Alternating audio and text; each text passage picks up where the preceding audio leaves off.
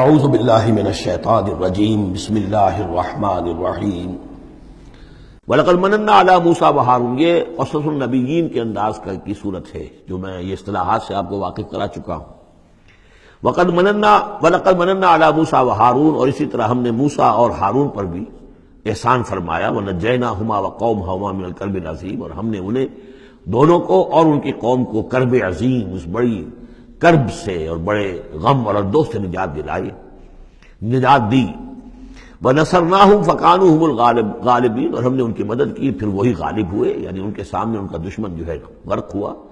وَآتَيْنَاهُمُ الْكِتَابَ الْمُسْتَبِينَ، اور ہم نے ان دونوں کو وہ کتاب دی یعنی تورات کے جو بہت ہی واضح ہے، ہر چیز کو واضح کرنے والی۔ وَهَدَيْنَاهُمَ الصِّرَاطَ الْمُسْتَقِيمَ، اور ہم نے دونوں کو راستہ دکھایا، سیدھا راستہ صراط مستقیم کی ہدایت دی۔ وَتَرَكْنَا عَلَيْهِمَا فِي الْآخِرِينَ، اور اسی پر ہم نے باقی رکھا انہی کی ملت پر پچھلوں میں بھی۔ سلام علی موسیٰ و ہارون، سلام موسیٰ پر بھی اور ہارون پر بھی۔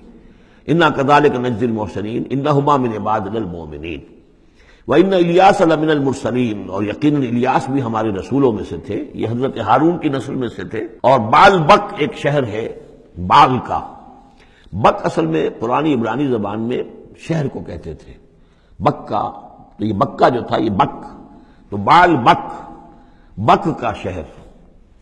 تو یہ تو یوں سمجھیے کہ اللہ کا گھر، اللہ کا شہر، اور یہ ایک بال کا بھی ایک شہر تھا۔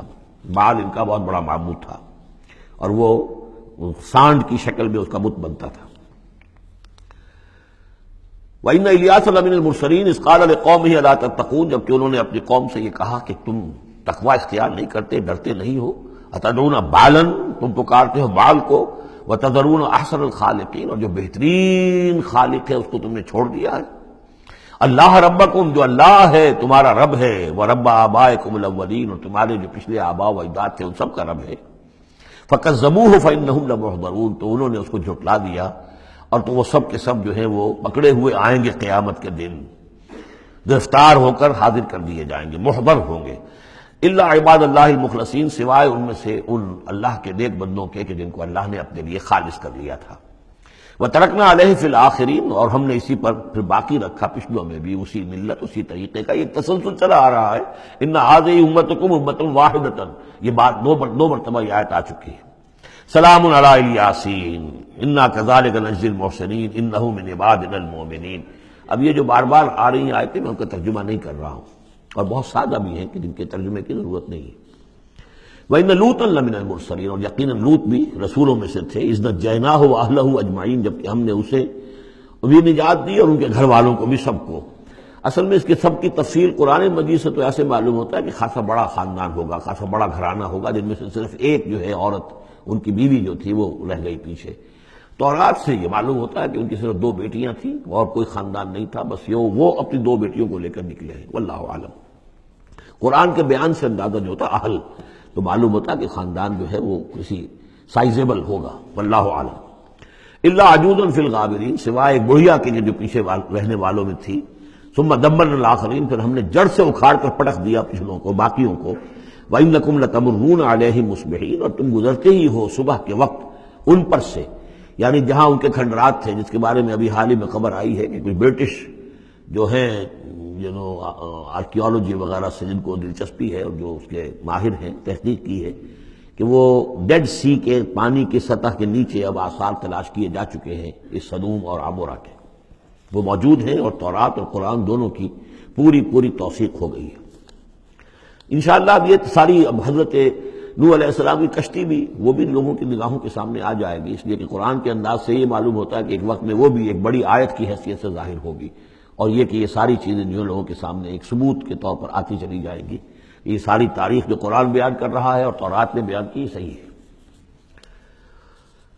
وَإِنَّكُمْ لَتَمُرُّونَ، تم گزرتے ہو، جب تمہارے قافلے جاتے ہیں تو وہاں سے گزر کر جاتے ہو، تم صبح کے وقت بھی اور باللیل، کبھی رات کے وقت بھی۔ افلا تعقلون، تو کیا تم عقل سے کام نہیں لیتے؟ وَإِنَّ يُونُسَ لَمِنَ الْمُرْسَلِينَ، اور یونس بھی اسی طرح اللہ کے رسولوں میں سے تھے۔ إِذْ أَبَقَ إِلَى الْفُلْكِ الْمَشْحُونِ، جبکہ وہ بھاگ کر پہنچا اس کشتی میں کہ جو پہلے ہی سے لدی ہوئی تھی، اس کو چونکہ اپنی قوم کو چھوڑ کر غصے میں بھرے ہوئے، ذهب مغاضبا، یہ ہم پڑھ چکے ہیں، یعنی اپنے قوم کے انکار اور کفر کی وجہ سے اتنا انہیں طیش آیا، اتنا غصہ ہوا، غضبناک ہو کر، بس یہ غلطی ہوئی کہ انہیں انتظار کرنا چاہیے تھا کہ اللہ تعالیٰ کی طرف سے انہیں ایکسپریس پرمیشن ملے واضح کہ اب ہاں تم اپنی قوم کو چھوڑ کر چلے جاؤ. اس کے بغیر رسول اپنی جگہ نہیں چھوڑ سکتا. لیکن یہ کہ وہ اس وقت جو ان کے اندر حمیت حق تھی وہ اتنے جوش میں آئی کہ بس ایک بات کا سہو ہو گیا، خطا ہو گئی. اب وہ گئے ہیں چھوڑ کر، تو پھر وہ غالباً وہی دجلہ اور فرات میں سے کسی دریا کے اندر کوئی کشتی ہوگی، اس میں یہ سوار ہو گئے. فساہم فکان من المدحضین، تو اس کشتی کا کوئی ڈولنے لگی، کوئی معلوم ہوا کہ ڈوب جائے گی، تو انہوں نے یہ کہا ان کے اپنے رواج کے مطابق، یا تو یہ کہ وزن کم کرنے کے اعتبار سے سوچا ہوگا کہ ایک آدمی کو تو یہاں سے اترنا ہوگا ورنہ پوری کشتی ڈوب جائے گی. روایات میں یہ بھی آتا ہے کہ انہوں نے سمجھا کہ کوئی غلام بھاگا ہوا آیا ہے اور اس کی وجہ سے ہماری یہ کشتی جو ہے یہ اب یہ ڈوبنے کے قریب آ گئی ہے. تو پھر اس قرآن اندازی کی کہ کون ہے وہ، اور قرآن اندازی میں نام حضرت یونس کا نکلا، تو انہوں نے اٹھا کے انہیں اور وہ دریا میں پھینک دیا. فساہما، انہوں نے قرآ ڈالا، فکان من المدحضین، تو وہی ہوا جسے دھکیل دیا گیا دریا کے اندر. فالتقمہ الحوت، تو اسے نگل لیا مچھلی نے، کوئی ویل ہوگی بڑی مچھلی، اور آج کل تو آپ کو معلوم ہے جس سائز کی ہوتی ہے. وہو ملیم، اور وہ ملامت زدہ تھے اللہ کی طرف سے. اب ظاہر بات ہے کہ جو بھی خطا ہو جاتی ہے اور جتنی بڑی شخصیت ہوتی ہے اس کے بارے میں ان کی چھوٹی سی خطا کے اوپر بھی اللہ کا جو اظہار ہوتا ہے ناراضگی کا وہ بہت سخت ہوتا ہے. جن کے رتبے ہے سوا، ان کی سوا مشکل ہے ان کے مقامات کے اعتبار سے.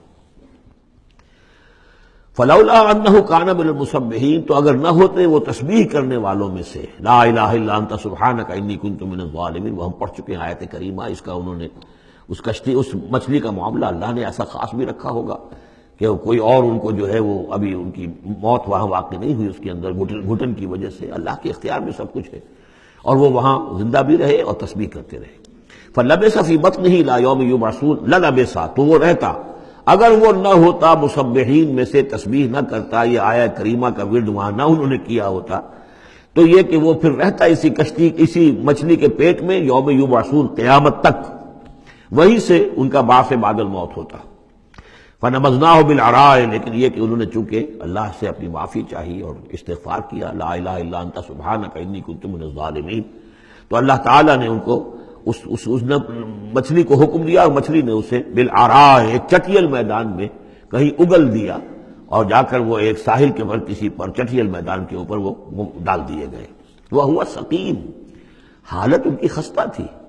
مچھلی کے پیٹ میں رہے ہیں تو کوئی ڈائجسٹو جوسز وغیرہ نے آخر کھال وال کو جو کچھ کیا ہوگا، بہت خستہ حالت کے اندر وہ مچھلی نے اگل دیا. اب وہ چٹیل میدان پر پڑے ہیں.